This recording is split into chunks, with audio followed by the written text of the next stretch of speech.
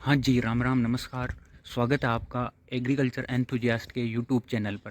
तो दोस्तों आज के वीडियो में हम बात करेंगे एग्रीकल्चर सुपरवाइज़र का स्क्रूटनी फॉर्म कैसे भरें। कंप्लीट प्रोसेस रहेगी अपनी स्टेप बाय स्टेप। यानी ये एग्रीकल्चर सुपरवाइज़र के लिए है, पर आप किसी भी भर्ती के लिए यदि स्क्रूटनी फॉर्म ऑनलाइन भरना चाहते हो एसएसओ आईडी के माध्यम से, तो यही प्रोसेस रहेगी, सेम प्रोसेस रहती है, बाकी कोई चेंज नहीं है। तो चलो शुरू करते हैं आज के वीडियो को। आपका यदि मन करे तो लाइक सब्सक्राइब करना चैनल को, वरना कोई दिक्कत नहीं है। आप यदि आपको 1% भी फ़ायदा हो तो आप चैनल को सब्सक्राइब करना, ताकि हमें भी आगे वीडियो बनाने के लिए मोटिवेशन मिलता रहे। तो चलो शुरू करते हैं साथियों। तो सबसे पहले अपने को देखो एसएसओ आईडी में जो डिटेल्ड फॉर्म कम स्क्रूटनी वाला ऑप्शन है, उस पर क्लिक करने के बाद में अपने को अप्लाई नाउ पर प्रेस करना है, और वहाँ पर उसके बाद में ये जो पैनल है वो ओपन होगा। इसमें इस चेक बॉक्स पर क्लिक करके ओके पर दबाना है, फिर अपने को आगे बढ़ना है।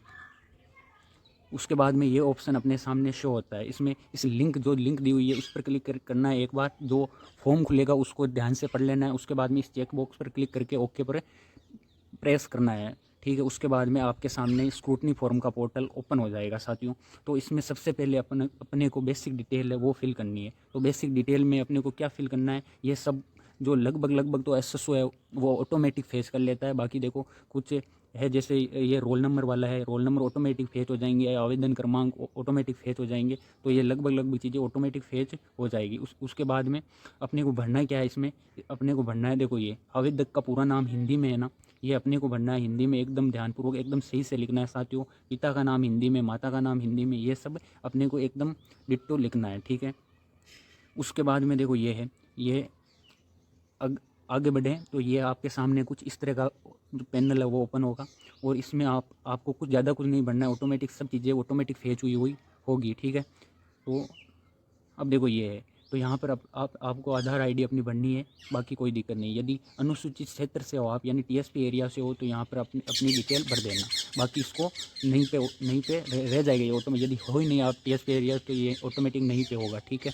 तो उसके बाद में है देखो ये वाला संतान विवरण अपने को देना है। यदि आप विवाहित होने की स्थिति में हो तो ये संतान का अपना विवरण देना है। यदि अविवाहित हो मेरी तरह तो कोई दिक्कत नहीं है, आपको ये सब खाली छोड़ देना है साथियों, फिर आगे बढ़ना है।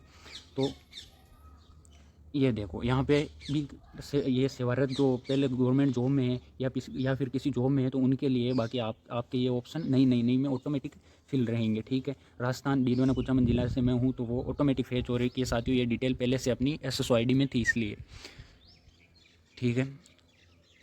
आगे देखो ये इंपॉर्टेंट चीज़ है साथियों, यहाँ पे जो पत्र व्यवहार वाला आगे भी अनेक काम पड़ेंगे अपने। तो यहाँ पर जो डिटेल है अपना एड्रेस है वो सही से फिल करना है। जैसे आपके गांव का नाम, आपका जो पोस्ट ऑफिस लगता है वो, तहसील, डिस्ट्रिक्ट, ये सब एकदम डिटेल बनना है। पिन कोड नीचे बनना है, फ़ोन नंबर आप ऑप्शनल है देना चाहो तो, ठीक है।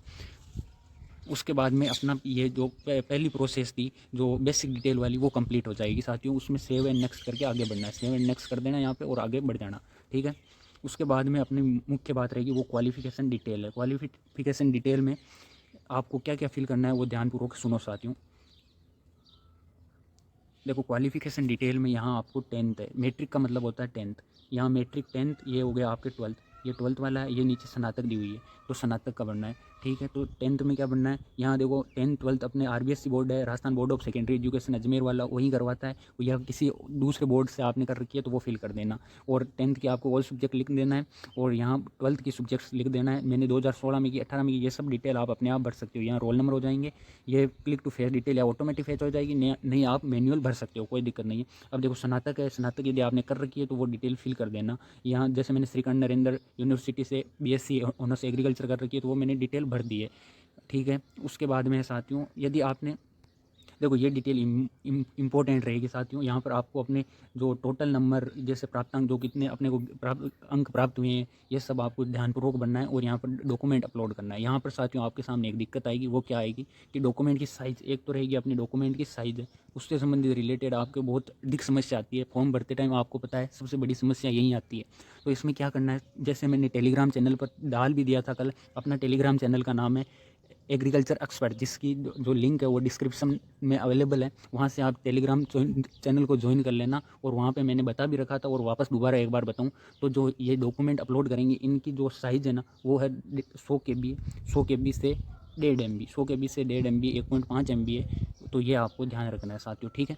तो ये डॉक्यूमेंट अपलोड करने के बाद में आपको आगे बढ़ना है, आगे बढ़ना है। यहाँ पर देखो ये एरर आता है, यहाँ जब साइज़ सही नहीं होती है तो वो ये साइज़ का ध्यान रख लेना। उसके बाद में भरना है ये MSc यदि आपने कर रखी है, या कोई अदर नेट सेट एड कर रखा है तो उनकी डिटेल भी भर देना।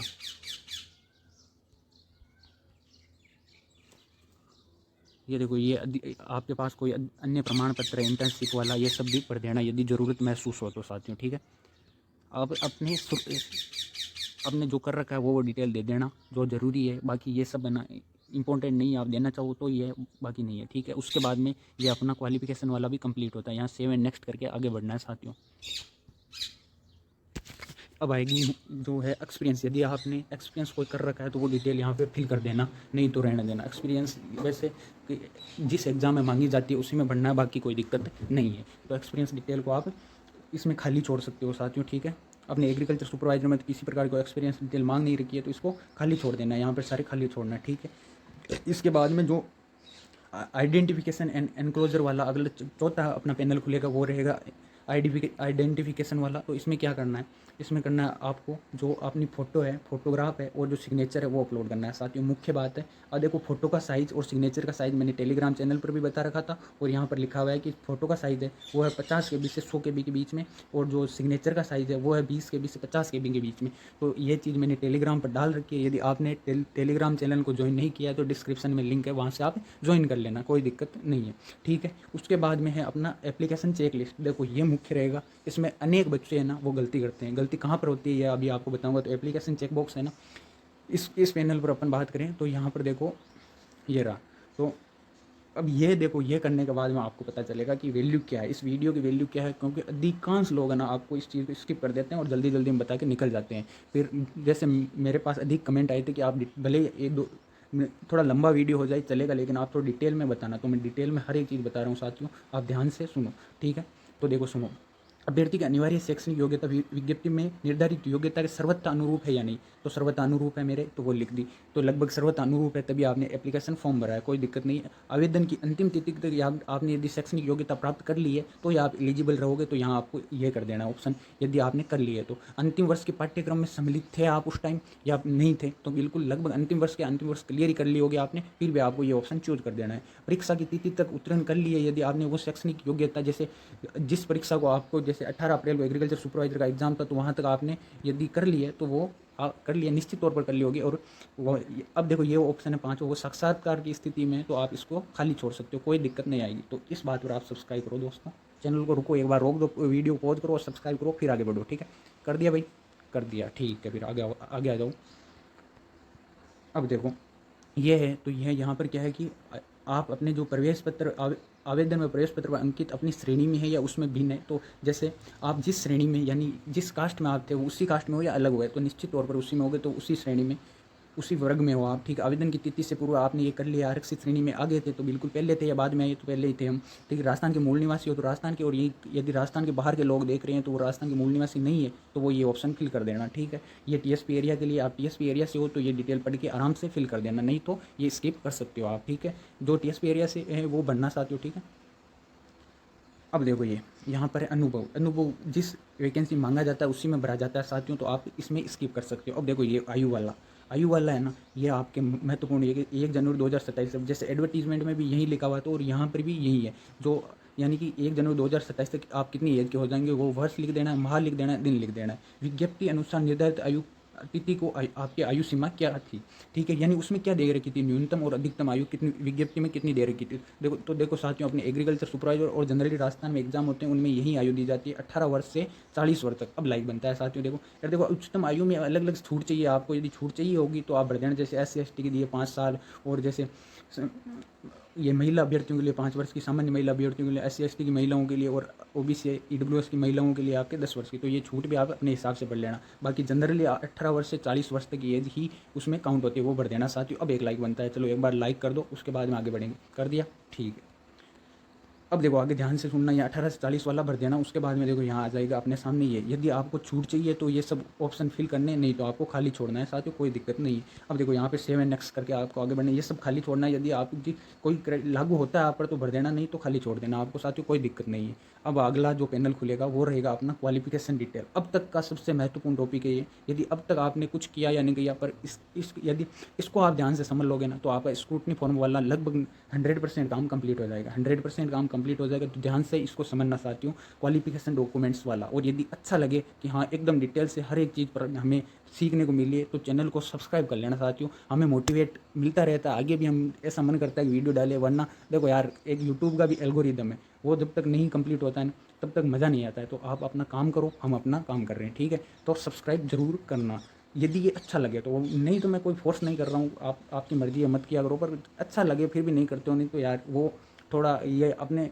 अलग बात हो जाती है ना, ठीक है। अब देखो क्वालिफिकेशन डिटेल में 10th 12th और ये है ना, ये बढ़ते हैं। जारी क्रमांक कहाँ पर लिखे होते हैं, तो देखो जारी क्रमांक आपको देखो मैं देख के बताऊँ एक बार। मेरी मार्कशीट में मार्कशीट है तो देखो यहाँ पर शायद मैंने डाली होगी, ये देखो, ये मैंने अपनी 12th की मार्कशीट लगा रही है। यहाँ पर जारी क्रमांक लिखे हुए हैं और जो दिनांक है वो यहाँ पर लिखी हुई है। तो अब सब्सक्राइब नहीं कर रहे हो ना फिर तो आप बहुत सेल्फिश हो साथियों। देखो यहाँ पर सब्सक्राइब बनता है, मैंने अपनी मार्कशीट भी दिखा के आपको हर एक चीज़ बहुत डिटेल में बताई है। तो चलो अब देखो यहाँ पर वापस देखो ऊपर, हाँ आ जाओ।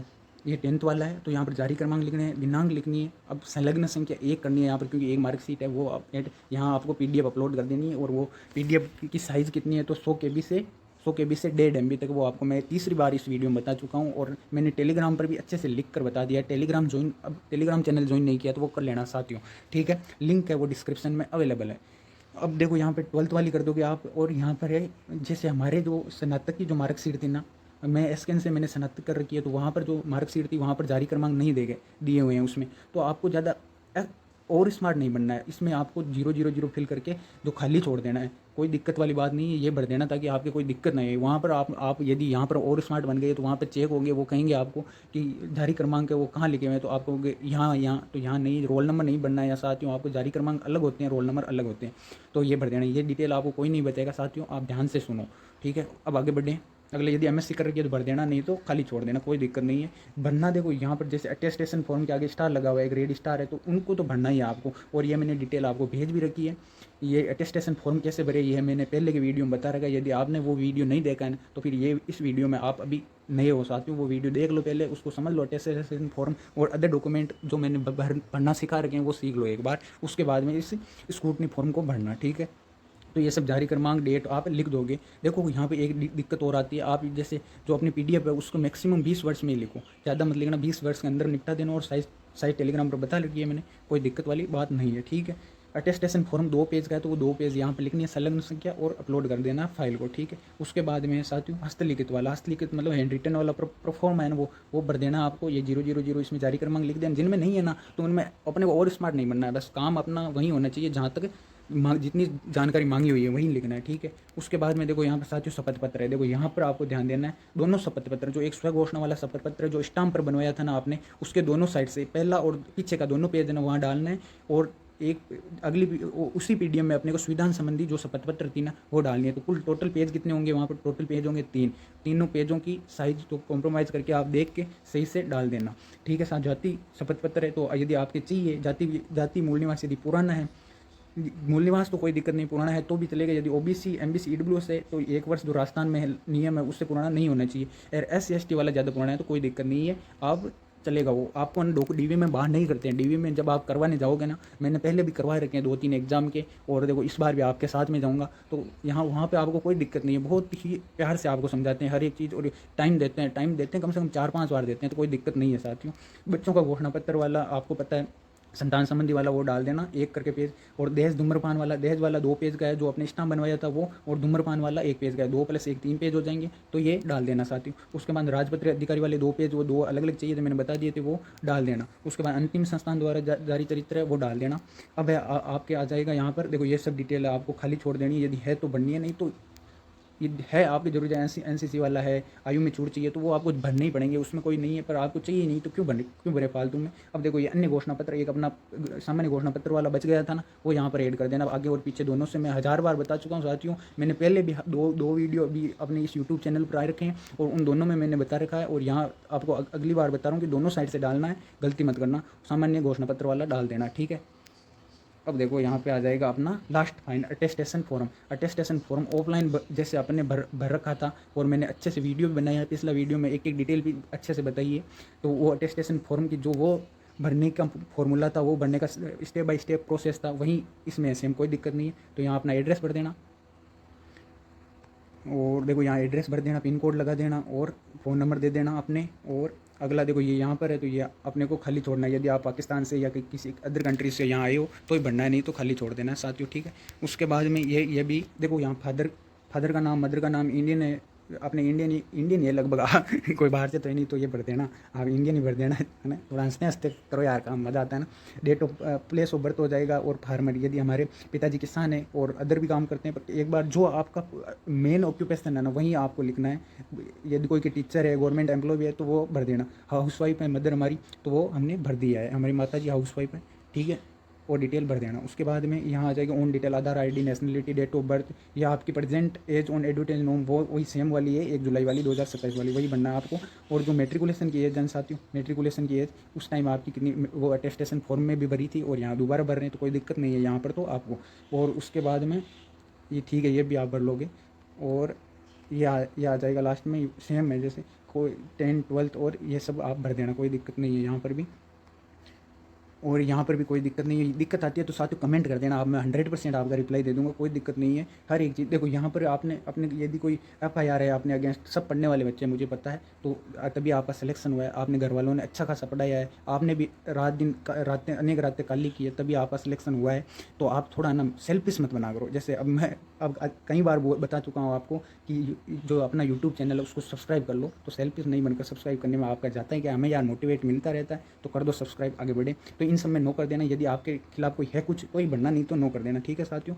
अब आप आगे बढ़े तो लास्ट में ये आ जाएगा। और अब आ जाएगा, यदि आपके 2 लोकेलिटी के रेस्पॉन्सिबल पर्सन है, उनका नाम यहाँ लिख देना, और सेव एंड नेक्स्ट कर देना। सेव एंड नेक्स्ट करने के बाद में आपके सामने ये कंप्लीट प्रीव्यू आ जाएगा, जो आपने एप्लीकेशन प्रीव्यू है, वो कंप्लीट फॉर्म का प्रीव्यू आ जाएगा साथियों, कंप्लीट फॉर्म का प्रीव्यू आ जाएगा। ये करने के बाद में आपको यहाँ पे देखो फाइनल सबमिट करना, फाइनल सबमिट करना है। फाइनल सबमिट के बाद में आपके सामने ये आ जाएगी कि कोई आपने कोई गलत सूचना, फर्जी सूचना नहीं दी है, तो हमने कोई फर्जी सूचना नहीं दी है, ओके, हमारे साथ कभी भी कार्रवाई की जा सकती है, तो कर लेना, भले हमने फर्जी दी नहीं है, नहीं आपने दी है साथियों, तो यह कर देना। लास्ट में आपको फीस सबमिट करनी है 100 रुपये, कितनी है 100 रुपये, और कटेंगे कितने आपके खाते में से 110 रुपये। क्यों? क्योंकि 10 रुपये आप प्लेटफॉर्म फीस है, आप उसके लेंगे, ठीक है। तो यहाँ पर देखो ये 100 रुपये और पे फीस कर देना। और कौन सा यहाँ पर आपके लिए सही रहेगा, तो मैं कहूँगा आप UPI QR कोड से भर देना। नेट बैंकिंग थोड़ा स्पीड होता है काम, पर UPI QR कोड है वो डाल के आप पे नाउ कर देना, 110 रुपये यहाँ पे कटेंगे साथियों, जैसा कि मैंने आपको पहले भी बता रखा।